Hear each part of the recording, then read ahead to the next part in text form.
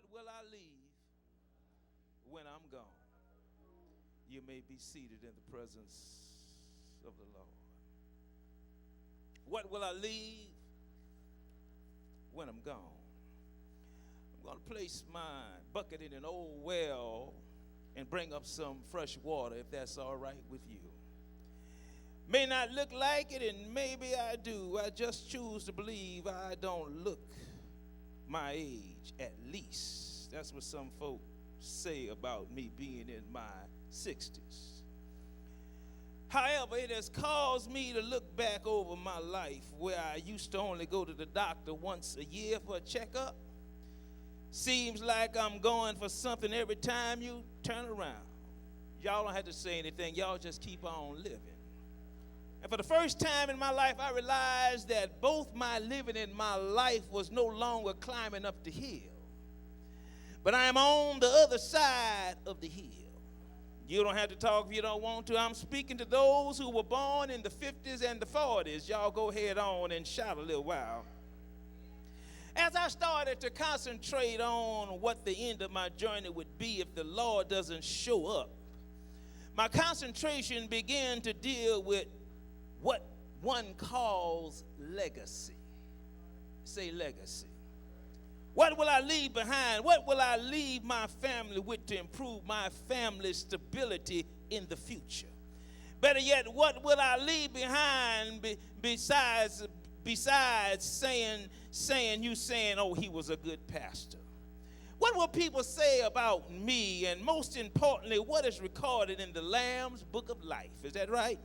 Sometimes we can become careless about our lives. Therefore, we spend a lot of times trying to make crooked places straight and rough places smooth. We devote a lot of time correcting instead of staying in the right course. If I were to inquire of you what type of inheritance, legacy, footprints in the sand you intend to leave behind, that which men and women will define you after the custom of dust to dust and ashes to ashes, have you really ever truly thought about it? There's this law called the law of concentricity. It's like when you drop a rock in water or any other object, it makes concentric circles, the ripples which proceed from the rock. And without recognizing it, we are victims of this law. For whatever we do, it has tremendous impact, not only upon the times in which we live, but that impact goes to the next generation and so forth. You think I'm lying? Exodus reminds us the sins of the mothers and fathers are sometimes visited upon the children of the children, even unto the third and fourth generation. I say this because, like it or not, disagree or agree, all of us have sinned and come short of the glory of God, and whatever righteousness we claim, Paul defines it nothing more than filthy rags. Sometimes we look at our children and wonder why they act and do the things they do. Can't you remember when you did? Oh, y'all don't have to talk. Can't you remember some of the things that you did? I'm going to ask you again. Can't you remember some of the things that you did? Y'all not talking. Can't you remember? I said y'all not talking. Can't you remember some of the things that you did? That's why Mama always knew what I was up to. Legacy and inheritance is what life is all about in this text. That is uncovered in the Old Testament antiquity. We have riding with us the young man Joseph, who is a part of the patriarchal lineage of the Old Testament. Beginning with his great-grandchildren, Abraham, his great-grandfather Isaac, and Jacob. Joseph knows and continues the same lineage as a wonderful component of this stream, which goes back to Abraham, to whom God made the promise that he would bless him. Not only would he bless him, but Abraham would be blessed as the sands of the sea, and he would make him the father of many nations. Everyone speaks about destiny and inheritance, but most folk tend to speak on destiny within a narrow definition. They constantly define destiny in the garment of materialism. Isn't it strange how we only understand destiny when it's tied up into that which is tangible? Y'all not in here. But here is the question. Does destiny have something to do with God himself? What is it that God would like to get out of our lives? William Law says, I'm born to do one thing, please God. The Westminster Confession says, I'm born that I might enjoy God and enjoy him forever.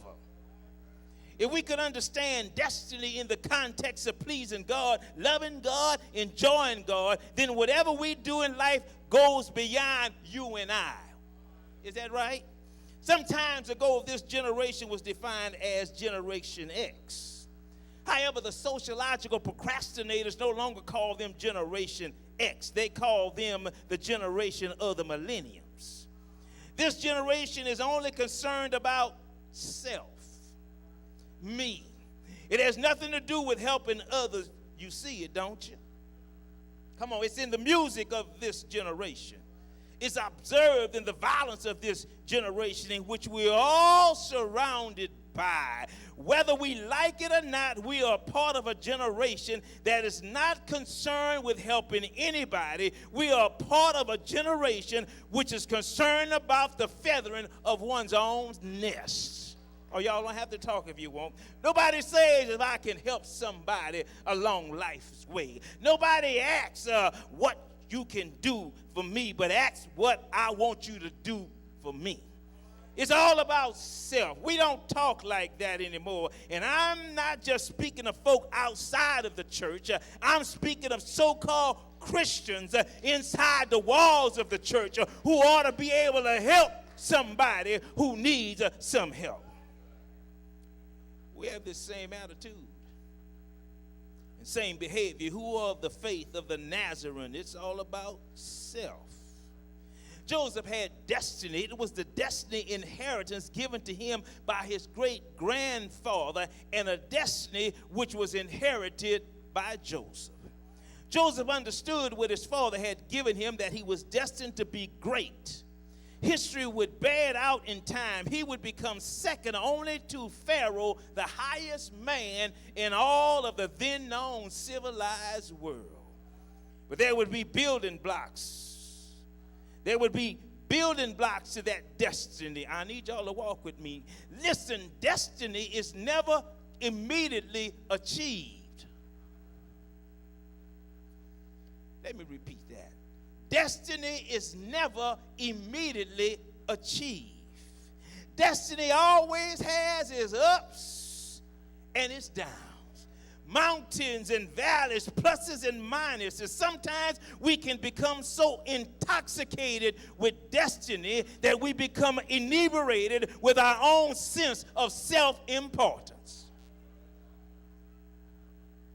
A whole lot of us right in this very place are inebriated with our own sense of self-importance.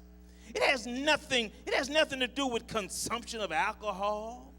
Nothing to do with chemical dependency, but it has everything to do with your intoxication with who you think you are. Y'all come on, talk to me. I'll get airborne here in a few moments. Y'all just listen at while I teach. Everybody born has gifts, talents, and abilities. There is no such thing as an illegitimate child.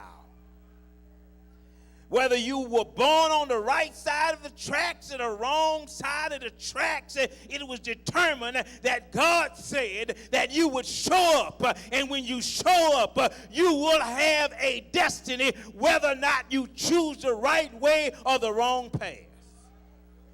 Whether you went to Morehouse or no house. Whether you graduated from Oakwood or wherever, doesn't matter. There's a mark. There's a bearing for us to discover what your gifts are. Socrates put it this way. The end of life is to know yourself. But when you know yourself, don't start smelling yourself. Back in my native state of Louisiana, grandmother used to say, boy, don't get too big for your britches. Come on, fess up. Don't you know some folk like that? I do. You see them in church looking all pious and holy like they doing God a favor. Joseph was destined to be somebody great, but he became intoxicated with his own sense of self-importance. And here is a lesson. There are times when God will use the best intentions of people to teach you a valuable lesson. I say it. There are times when God will use the best intentions of people to teach us valuable lessons on our way to our destiny, which God has planted and positioned for us. His father had something to do with it. His daddy gave him, y'all know the story, gave him that coat of many colors, which is almost like giving him a Coogi sweater. This sweater was handmade. It was unlike any type of coat the Regent or his brothers had ever seen. And to make matters worse, he purchased only one Coogi sweater from Neiman Marcus, which he gave to Joseph, and then he gave his other son something else from Walmart. It was not what one would call equal distribution. So that Joseph continues to grow with a sense of self-importance, coupled with the fact of being gifted to be a dreamer. One dream, his star shines brighter than his other brothers. Secondly, his wheat of sheep stands tall, and his brothers are bowing down to him. All of this gives him some sense that he was better than his brothers. He's a young man. But in Genesis chapter 37, he travels from where he lives to obey his father's request to check on his oldest brothers. He travels to Shechem and discovers they have left and they are now in Dothan. And when he arrives in Dothan and the form of his presence is seen by his brothers, they say, y'all know the story. Here comes that dreamer. Let us rise up and slay him. Then we shall see what shall become of that dreamer. Notice the brothers of Joseph did not just dislike him. They hated Joseph. They wanted him dead. And the only reason they spared his life is because Reuben said, let's put him in a pit. Drown his Coogi sweater in goat's blood. Let's then travel back home. Tell daddy some wild beast has devoured him. And the brothers were so caught up in their own hatred of Joseph that they did not consider what pain this would cause their own father. But in spite of him being their blood brother, they place him in a pit, then sell their own brother to the Ishmaelites, who were traitors of human personality. Look at them selling their own flesh and blood for a few pieces of silver. And when they arrive on the outskirts of home, they put that Coogi sweater in blood and present it to their father as if Joseph is dead.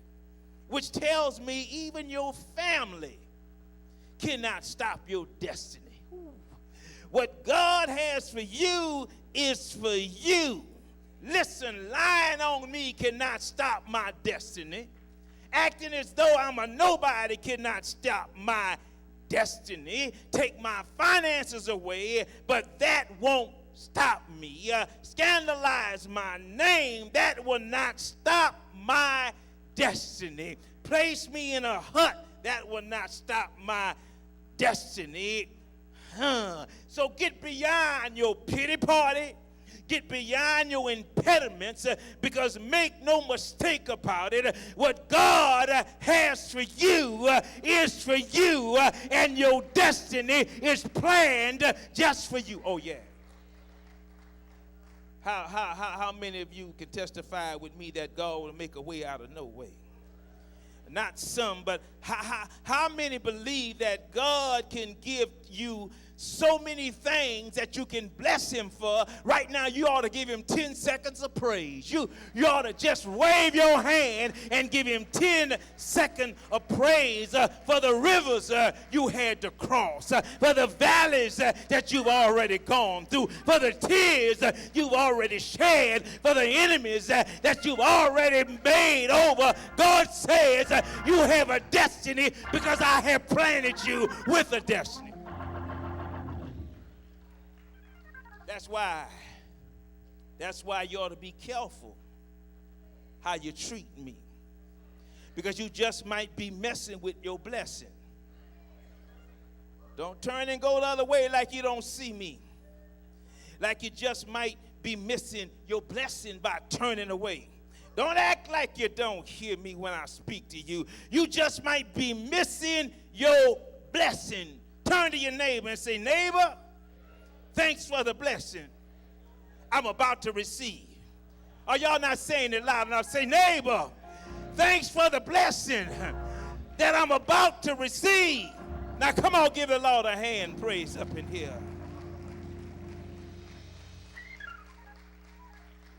Listen. You have a destiny. But if you're going to be a blessing, it can't be about you.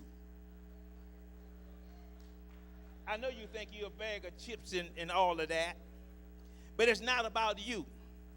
I know you think there was no creation before you arrived on this earth. But there was a world before you, and there will be a world after you. And if you think you are hot stuff, all you have to do is die. They will roll you down the aisle of the church. The preacher will preach the greatest eulogy ever. They'll bury you at the cemetery of your loved one's choice. Come back to church next Sabbath and sing when praises go up. Blessings come down. It's not about me. It's all about him. Woo. Well, inquiring minds want to know, what is a blessing? I'm glad you asked. I really am. See, a blessing is favor. A blessing is a benefit. The Hebrew's meaning of a blessing suggests a blessing can also mean it's not in a tangible sense, like our stewardship director has been trying to say. Materially, is it all right if I preach it? Mm-hmm. I inquired earlier, how can I be a blessing so that I can receive a blessing? Listen. In order to be a blessing, one must learn how to rise from setbacks. I said in order to receive a blessing, one must be able to navigate his or her life above, around, and beyond setbacks. Every time Joseph turned around, Joseph had a setback. His brothers threw him in a pit. Oh, y'all not talking to me. He was sold to the Ishmaelites, put on an auction block down in Egypt, made to be a slave in an aristocratic's house, lied on by the man's wife, put in solitary confinement in a prison.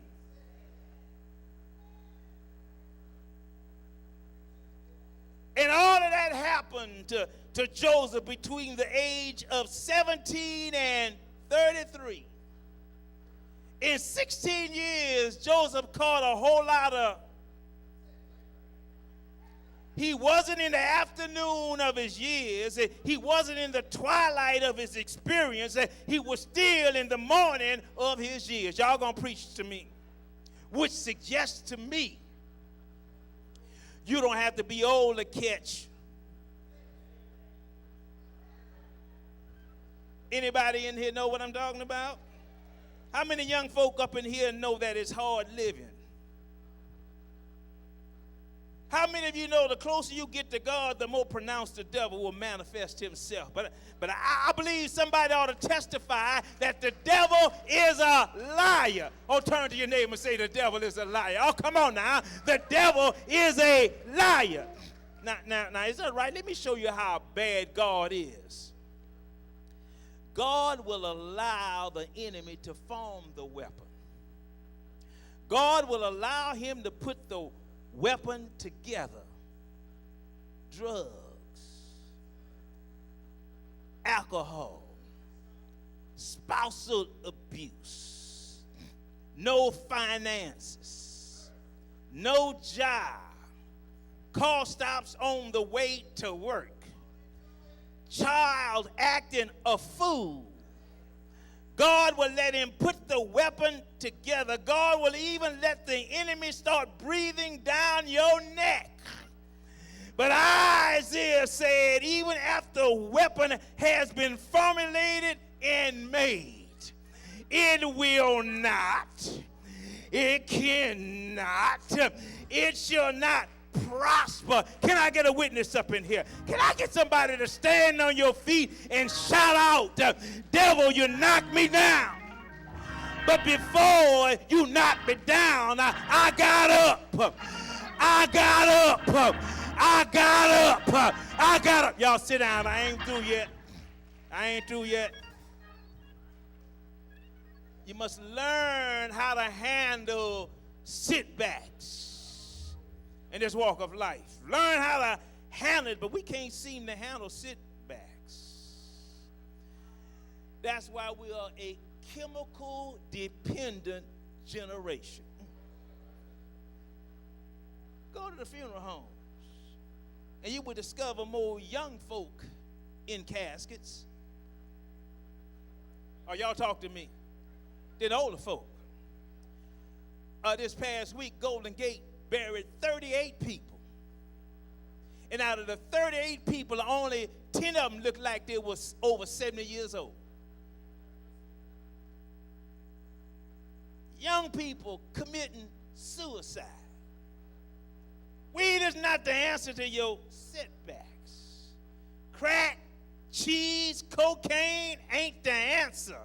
Happy hour ain't the answer. The only reason why I'm saved is because of the grace of God. I say the only reason why I'm saved is because of the grace of God. Y'all looking at me like I done lost my mind. Look at the text. Look at the text. Look at the text. Look at the text. I said, look at the text. Y'all not looking at the text. Learn how to handle setbacks in this walk of life. But you can't seem to handle setbacks. Next setback. He was thrown into the pit. But the Lord,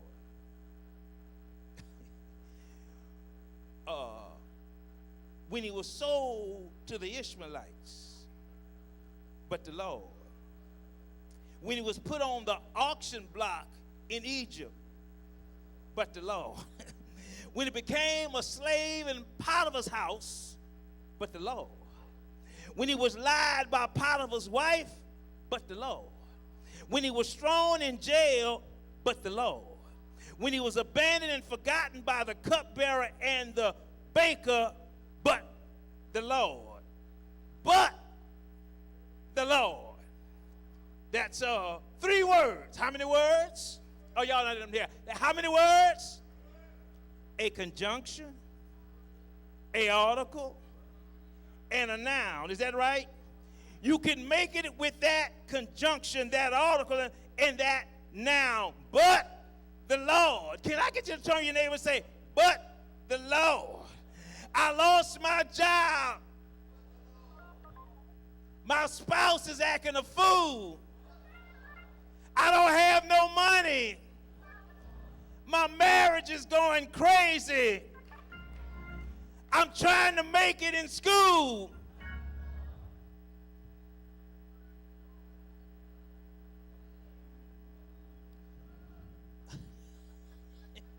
Can y'all give me a couple of minutes? I mean, it's after 12 o'clock now. Now, look, Joseph teaches us that you can still receive a blessing when you rise from a setback. On the other hand, some of our setbacks are self-imposed. Hello. So to many of us, that we are not the victims that you want folk to think we are some of this stuff. We think some of this stuff is divine retribution. See, too many of us try to play with God. We know we're doing wrong. when we plan to do wrong with the thought, I can do it just one more time, the Lord will forgive me playing God. Self-imposed trouble. Some of you sitting there all snug, you ought to be shouting that God has not made your stuff public. Somebody ought to be glad that God doesn't do a background check on us before he gave us mercy and grace. Oh, y'all ain't shouting right through here. You ought to be thanking God that he did not put your stuff on the broadcast of CNN like CNN is doing to Donald Trump. Oh, help me, Holy Ghost. Setbacks come from within and without. The good news. Turn to your neighbor and say the good news. The Lord can solve any situation in your life. Is that right? God can help you rise from where you fall. That's why the church should be the noisiest place in the community. Because when I think about God's goodness, how he brought me, yes, from a mighty long way. How he picked me up and started me. I ought to be shouting every time I come inside the walls of God's church. Last lesson. One must teach their children the principles of God and obedience. They must do what? Teach their children the principles of God and obedience. Joseph is given a God to believe in that is monotheistic. Yet he is placed in an environment of a polytheistic culture. Mono, one theism, one God, all by himself. God is the law. He is grace and mercy. God gives you his truth. One God, monotheistic. But in Egypt, there's polytheistics, many gods. Joseph is lifted from his monotheistic culture, from his one God foundation, placed down in Egypt where is a smorgasbord of gods. That's something for a 17-year-old boy to deal with.